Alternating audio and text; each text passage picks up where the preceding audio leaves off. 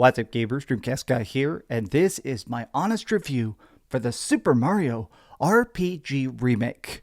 Now, I went into this project with some very high expectations. I love the original version of Super Mario RPG because it's such a unique, standout experience. I mean, back when this initially came out was the height of the 90s console wars.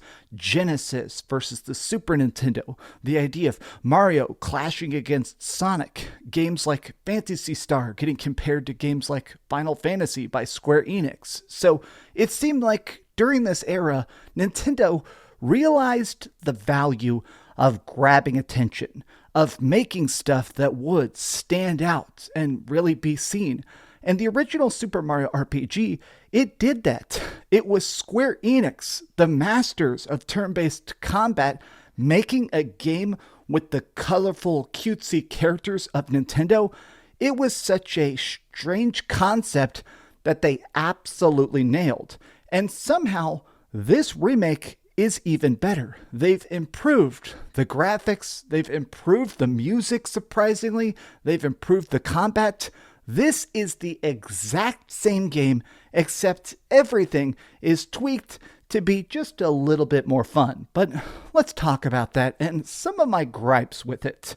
If you're having a good day, be sure to like this video and subscribe if you haven't already. Now, first and foremost, let's talk about what the Super Mario RPG is for those who may not be aware of it.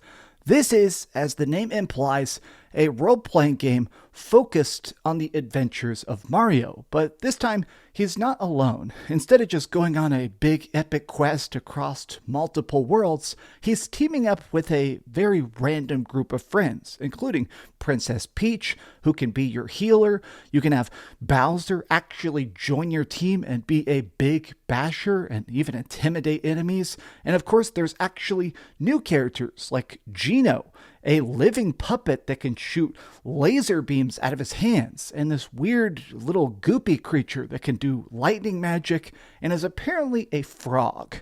All of this is fun because these eclectic heroes are teaming up to fight against a completely new enemy called Smithy. It's a giant sword that's crashed into Bowser's castle and split up a bunch of star pieces. This is obviously just an excuse to give us some motivation to go to sunken ships and big cool peaks and underground mole cities.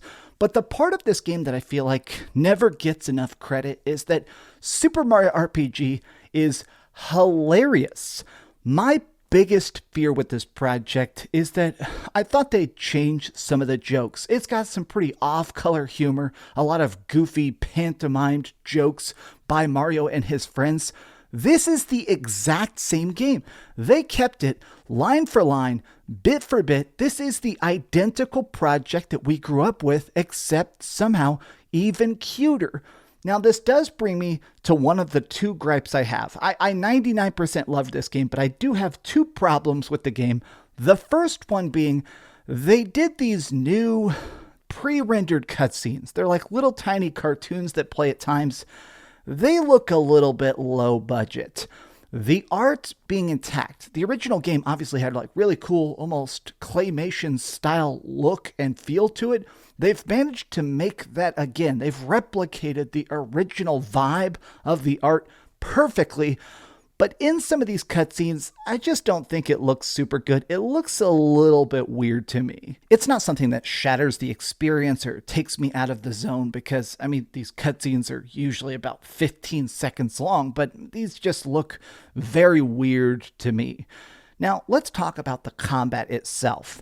This is, as you can tell just by looking at it, a classic turn-based RPG, much like classic Final Fantasy. You and the opponent have speed stats, and according to these, it determines your attack order. You can do stuff like cast magic, use different items, or even do special team-up abilities. But here's what they changed. In this game, you get an encouragement to do a perfectly timed attack. right as you're punching somebody, you can press A when you see that little exclamation point pop up and do an extra strike.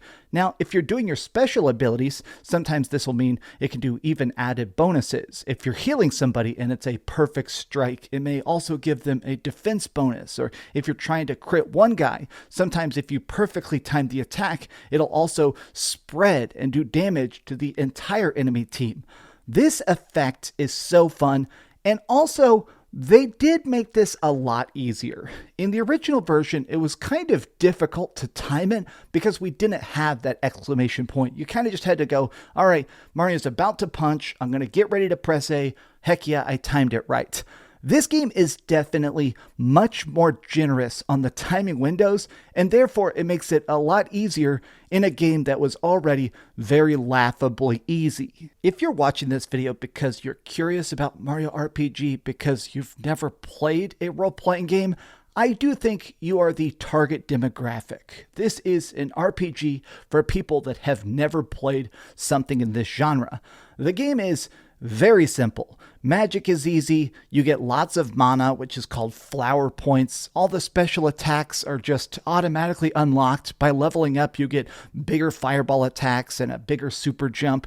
You only level up to level 20. I mean, the game is very, very straightforward. I would say the tiny bit of customization is that when you level up, you can choose to upgrade either melee attack, health, or magic.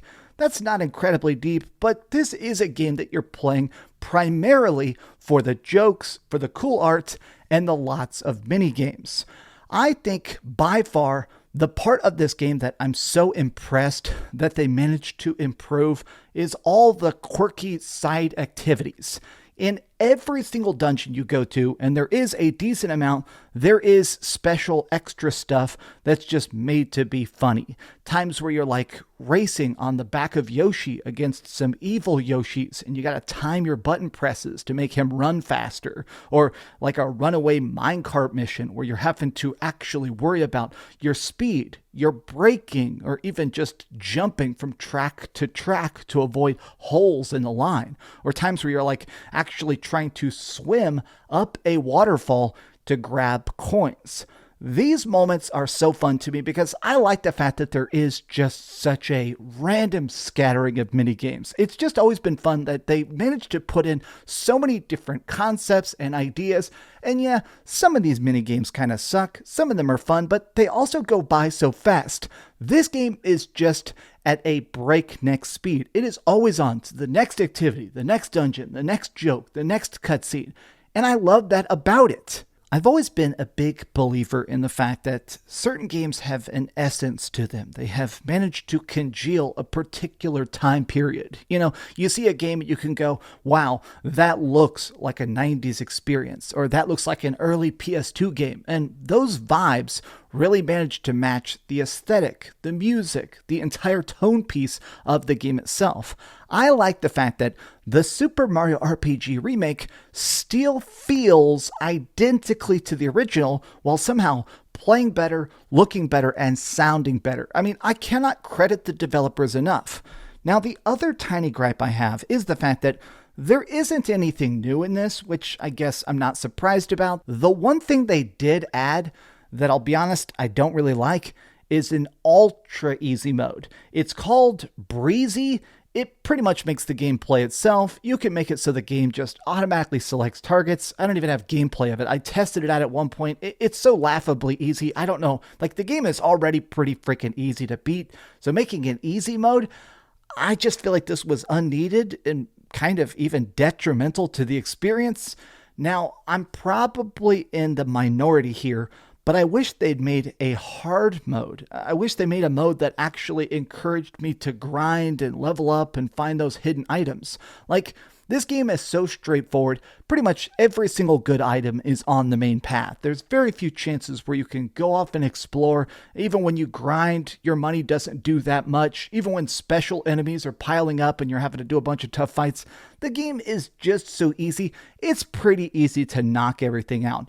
I was kind of hoping for a hard mode, but I realized that's not what most people want. But these have been my thoughts on the Super Mario RPG, but let's go over to the ratings board and put a big number on it. I am giving the Super Mario RPG Remake a 9 out of 10. Thanks so much for watching, gamers. If you enjoyed this video, be sure to give it a like and subscribe if you haven't already, and please keep dreaming.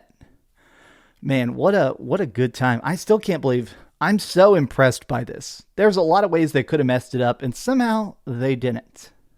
Thanks so much for watching that video. If you want to see something else, you can always click this link to see what I put up last, or, subscribe and see what's coming up next. Also, I promise that whatever I do, it'll try not to suck.